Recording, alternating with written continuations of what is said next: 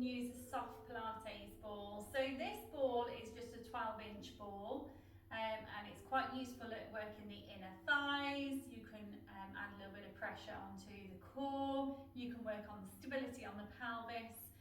Lots of ways to use the Pilates soft ball.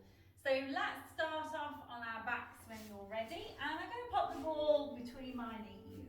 So let's go onto the back, and let's just have our arms just resting on our thigh. So we're going to have our feet and our knees hip width apart, and we're going to bring in this tummy.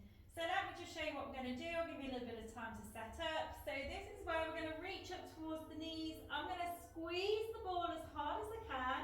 I'm going to bring the arms up over the head, bringing the arms back, and then gently back down and release.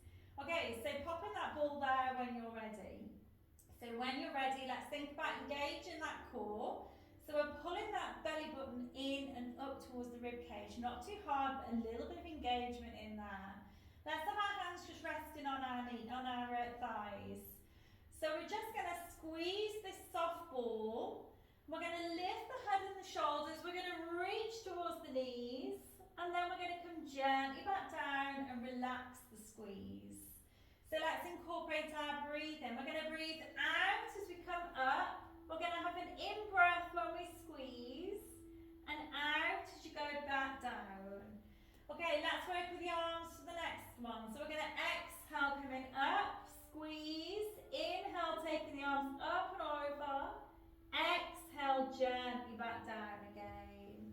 Okay, let's go again. Exhale, coming up, inhale, taking the arms up and over, exhale, bringing the arms back, and down, and keep going nice and steady. Now this ball is really good for working on the stability muscles around your pelvis, and it's great for encouraging you to engage your pelvic floor. So if you struggle to engage your pelvic floor, popping a ball between the knees is really good to help you engage that pelvic floor. Exhale, coming up, squeeze, inhale, up and over, exhale back and gently back down. Well done, nice and steady. You could even put one hand behind the head to allow you to go that little bit longer with that neck. I know it's a lot of strain on the neck, so just taking your time. Exhale and inhale and exhale back down. Nice and steady, so you can do this one quite regularly. This one will really work your legs and your tummy. Great for toning. You might want to do it just while you're watching a little bit of tea at the end, a little bit of TV, or pop it at the end of one of your normal classes to give that core and inner thigh that little bit of work in. Okay, let's make this one our last one, and we're going to relax. Let's have a full body stretch when you're ready. Stretching the arms, stretching the legs. Okay, so the next one we're going to do is called the scissors. So I'm going to pop the ball underneath my glutes. Let me just show you what it looks like. This is where we're going to bring both legs into tabletop. I'm going to tap one toe down, and then as that toe comes up, the other toe is going down. Okay, so when you're ready, let's pop this soft Pilates ball underneath our buttocks. So we don't want it too high so it's in the small of your back, but you also don't want it too low so it pushes you up the mat.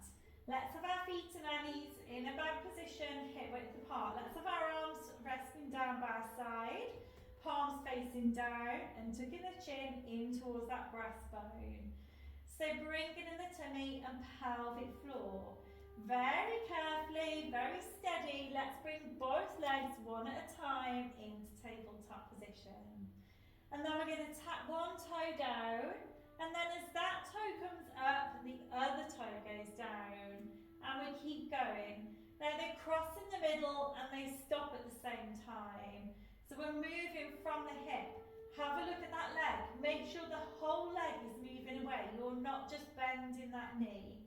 Now this ball adds to this stability, so it really makes our core work really hard on its stability, makes it switch on that little bit more. So if you're feeling nice and balanced on the ball, you can take your hands away, pop them on your chest or on the bottom of your rib cage, and then if that's okay, you could cross the arms across the chest. Adding that little bit more pressure onto the core because it's working really hard to balance. So taking your time.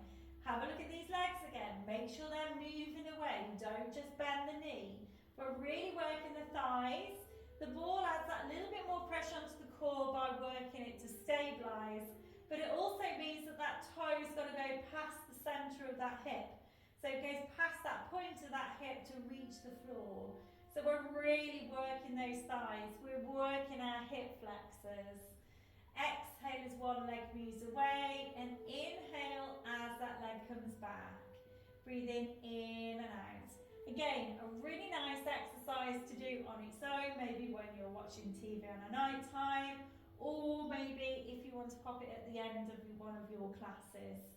So nice and steady breathing in and out.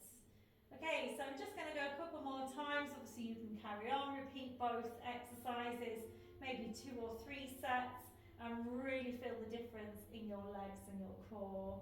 I'm going to relax it down, I'm going to pop the feet down, and we're going to take the ball away. And again, we're going to have a full body stretch. Stretching the arms, stretching the legs. And we're going to relax.